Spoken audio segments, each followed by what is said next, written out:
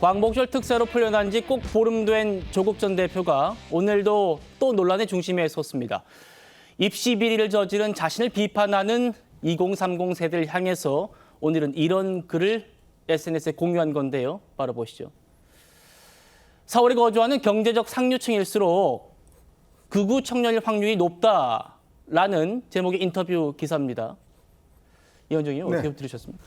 우리가 보통 극우라고 하면 전통적으로 이제 파시즘이라든지 나치즘이라든지 이런 것들을 이제 극우라고 표현을 하고요.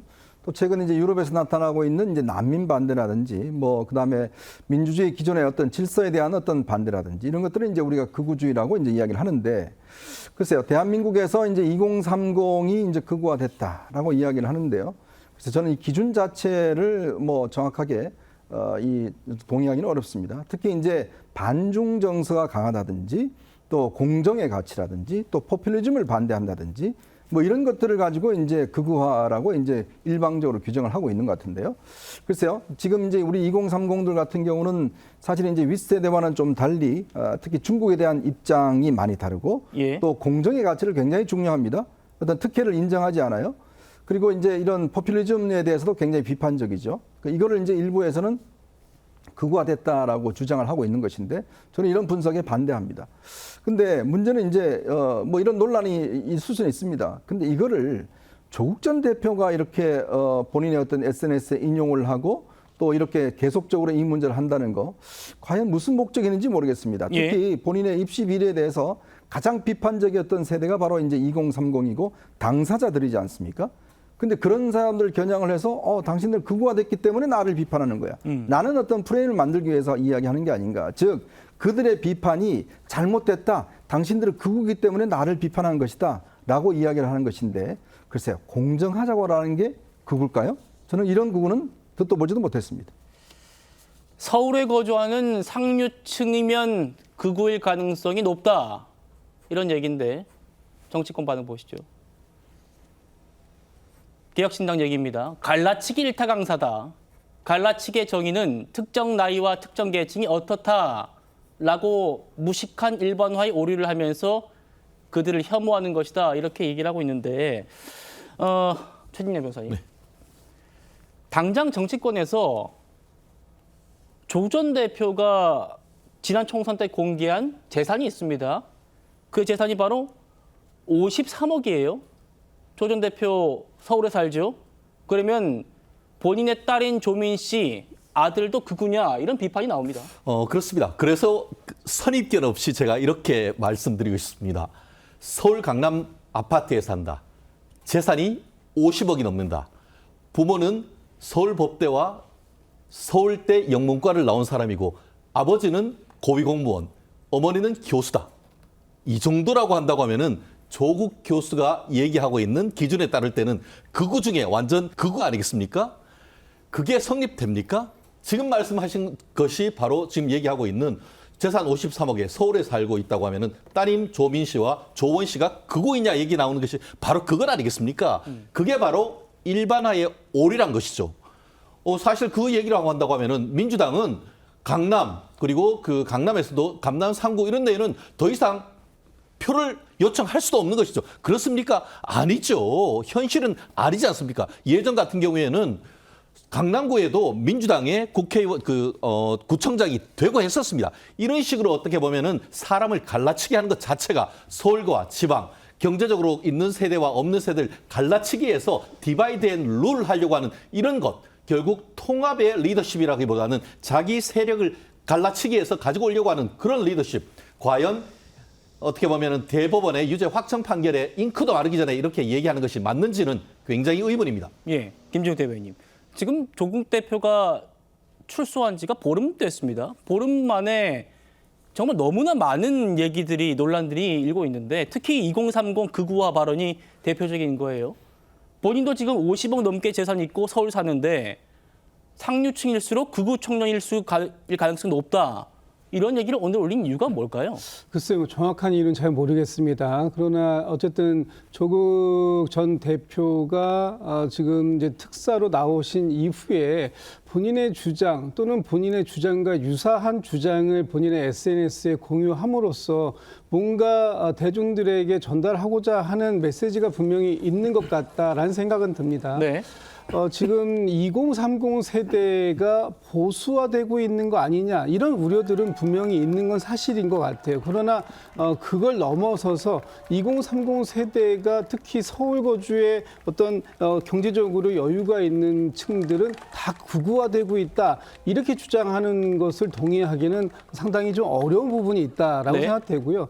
오늘 그 조국 전 대표가 공유한 그 미국의 캔자스 대학의 김창환 교수의 글 아닙니까? 그 인터뷰에 보더라도 실제 20대에서 20대 남자의 한 15.7% 또 30대의 한 16% 정도가 지금 약간 극우적으로 진행되고 있는 정도다라고 얘기하는데 과연 이런 정도의 비율을 일반화시켜가지고 2030 세대 전체가 극우화되고 있다라고 얘기할 수 있을까? 네. 이 부분도 조금은 좀 너무 좀 지나친 주장 아닐까라는 생각이 들고 사실은 이 정치권에서 어떻게 보면은 세대 간의 갈등을 조장하는 것보다는 세대 간의 갈등을 수습하고 그 갈등의 골을 좁히려고 하는 노력들이 필요한 시점이고 네. 그렇게 하는 것이 정치권의 역할이라고 봤을 때 이렇게 한 세대 자체를 완전히 그 우파 또는 극우로 규정짓고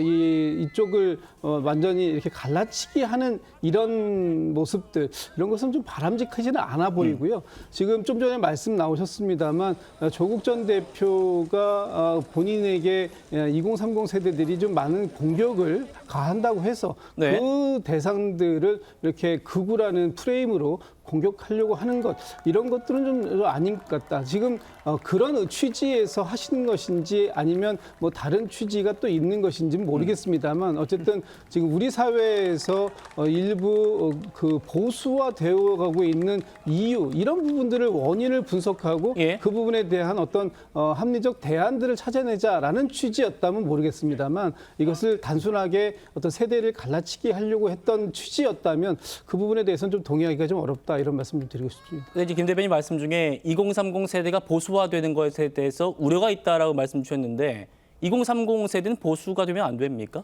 어떤 우려가 있는 겁니까? 이런 우려입니다. 2030 세대가 무조건 다 진보화 될 필요는 없습니다. 예. 각자의 생각들은 다 다를 수 있는 것이죠. 그러나 지금 우리 사회에서 어떤 특정한 사건을 계기로 그것을 중심으로 보수다, 진보다를 가르는 이런 방식은 좀 옳지 않은 게 아니냐. 제가 지금 그런 말씀을 드리는 겁니다. 알겠습니다. 상류층일수록 극우 청년일 확률이 높다라는 글을 공유하기 몇 시간 전에는 지금 보시는 것처럼요. 20대 남성 3명 중에 1명이 극우다. 20대 여성보다 1.5배 높다라는 기사도 공유를 했습니다. 참, 왜 이런 글을 올리는 걸까요? 국민의힘 반응 들어보시죠. 극우라고 낙인 찍고 본인의 입장에 반대된다고 공격하는 이러한 행태는 굉장히 비난받아야 된다고 생각을 하고요. 본인의 범죄 혐의에 대해서 대법원에서 확정 판결까지 받았지 않습니까? 이제 형기의 반도 채우지 못하고 특별 사면으로 나오신 분이 사실 그런 발언은 아니라고 생각을 하고요. 부디 자중자애하셨으면 좋겠습니다. 자, 조윤삼 부위원장님. 자신이 글을 직접 안 써도 공유한다는 것만으로도 본인이 저 얘기에 동의를 한다는 뜻일 텐데 자기 비판한다고 지금 2030을 다 극우로 낙인 찍고 있는 것 아닌가? 이게 지금 야당의 시각 같거든요. 어떻게 보십니까? 조국 원장이 SNS에 극우 관련 게시글을 링크를 하는 것은 말씀하신 것처럼 그 기사 내용에 대해서 일정 부분 공감하고 이를 공유하기 위해서 올리는 것이겠죠. 그러한 측면에 살펴보게 되면 왜 이러한 글을 올렸는지에 대해서 한번 살펴봐야 되지 않을까 싶습니다. 저는 조국 원장이 이러한 글을 게시한 것에 대해서 선회한다면 최근에 본인이 2030 세대에 대해서 뭐 극우화되는 경향이 있다라는 그런 인터뷰를 한 바가 있고 여기에 대한 각종 비판이 쏟아지니 관련된 내용이 뭐 과거에 조사가 되었다든가 연구가 되었다는 것을 보강하는 측면에서 그러한 게시글을 링크를 건 것이 아닌가 생각이 들긴 하는데요. 주장을 보강하는 차원이다. 그렇죠. 그런 게 아니라고 선회할 수는 있을 것 같습니다.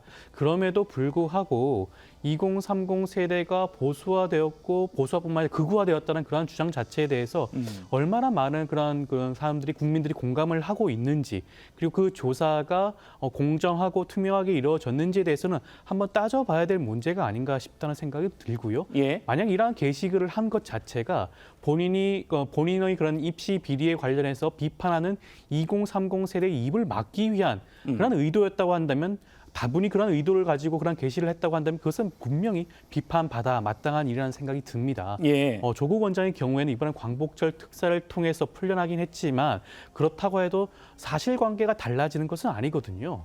이번 이재명 정부와 이재명 대통령의 결단으로 광복절 특사로 사면 복권되었을 뿐입니다. 그렇다고 한다면 많은 민주당 의원들이 지적했듯이 자숙하고 자중하는 모습을 보여야 함에도 불구하고 정치인으로서의 행보를 한다는 것은 어떻게 보면 본인이 그 이후의 모든 책임을 져야 함에도 불구하고 이렇게 반복적으로 구설수에 오르는 것 자체가 어떻게 보면 민주 진보 진영의 큰 부담으로 다가올 수 있는 게 아닌가라는 우려를 금할 수 없지 않을까 싶습니다. 예.